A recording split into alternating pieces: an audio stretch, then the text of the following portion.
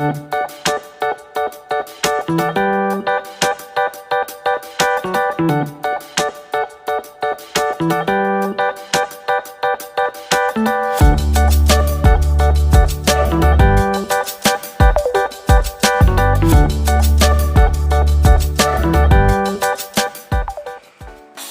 to my southern kitchen. Today we're going to be making homemade chicken noodle soup.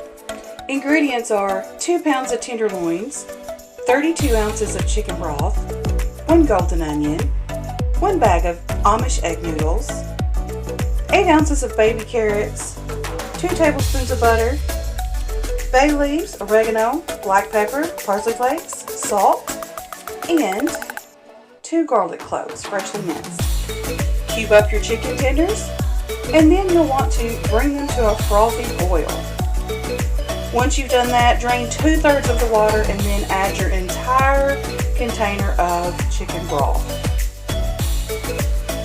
Next, add in 8 ounces of chopped carrots, 2 tablespoons of butter, 2 dashes of salt, 3 dashes of pepper, 4 bay leaves, 2 dashes of oregano,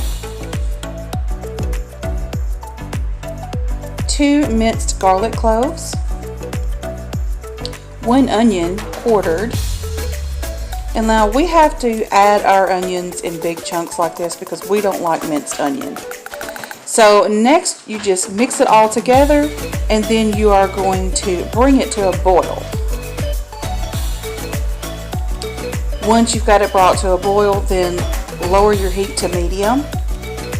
And then you're going to add your bag of Amish noodles.